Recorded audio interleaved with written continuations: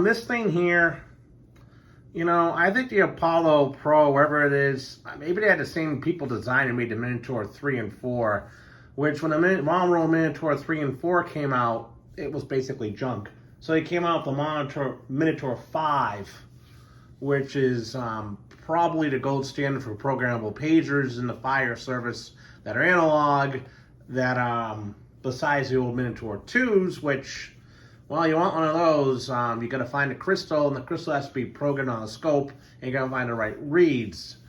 So Minitor 2 is kind of obsolete, but growing up, there was a Minitor 2 I saw a lot of people have, and the Minitor 2 and 3 and 5.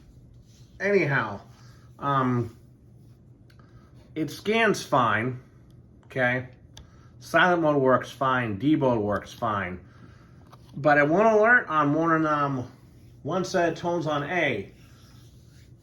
For whatever reason, there's missed alerts too, but always comparing it with the Unication and the ICOM and regular scanner, it always will alert for this fire station down the street from where I'm at. So that's good. It also, I put Davidson Rescue in D. I eventually moved them out of there because on scan, no matter what it'll do, is it'll alert for them. And I'm not part of a Davidson Rescue, and they get alerted a lot because they roll on basically every first responder EMS call in the city of Lexington, and they roll on dive calls. They get those occasionally. Majority of Davidson Rescue's role is first responder EMS, which is an organization I might consider joining if I were to have the time to volunteer. Being 40 and have a full-time nursing job that has weird hours, everything. If you're younger than my age or you're watching this, which if you are, well, maybe you're interested in this kind of stuff, you really should at a young age engage in junior firefighters and or junior EMS or rescue squad and get involved in that at a young age. To get your certs out of the way so you're not trying to do it at 40 or thinking about it. Say they're the military. You want to go in the military, that's your thing. You go in at a young age, living at home with mom and dad. Same thing for trades. Anyhow, that's not the point of this video. It's nice, compact, but this is junk. This is like a Minitor 3 junk. I'm trying to carry this more because not only that, it's not even on. I have, it is beat up. The battery life is about 8 hours, so I might replace the battery again eventually. But it's much more modern. This is like, basically reminds me of a pager, like one of those old non-alphanumeric pagers. This reminds me more of a cell phone. I mean, I have multiple options here. I have, that's going to be changed. It alerts on all the tones that I have, and I went back in and I looked, and I had a couple of tones incorrect. Exact tone range is incorrect. However, with this uses a wide range of tones. It doesn't it's not as precision as this. Whereas this uses a range of tones to alert. So I gotta be careful. I don't want to put a lot of the stuff I found in here because the way Davidson County is set up, the tones are kind of close together compared to other parts of the area, and it's a wide range, so it's confusing. It's hard to explain. But I basically have this for 4 stations. The ones by the girlfriend's other house, and the station down near by a church, and the station near where I live. But what's good about this though is you can switch. Like the way it's going right now, Myas encryption, is I could literally go on a trip. This Unication's also select. Oh, you gotta hit save. I can literally go from no, this isn't gonna work out here. I could go to Charlotte. Okay, when I get to the airport, drive down. Hang on. I don't know how this is really set up here.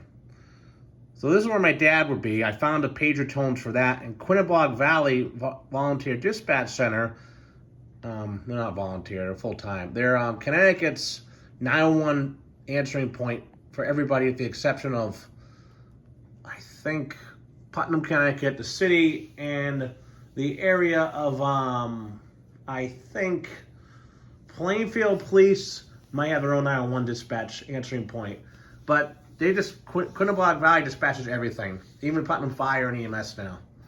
And the EMS down there is slowly taking a regional area aspect of it, which I think makes more sense. They unofficially have a regional paramedic level of care. So this is out of range, of course. I found a tone. I'm going to try this. It links back to 33800 low band frequency in the tones. So they only work when I go visit my dad. Then we got, of course, takes a while to load. Connecticut State Police, which is the main police force for the state of Connecticut in my dad's area. Mine is Putnam and Plainfield and Kinley, of course.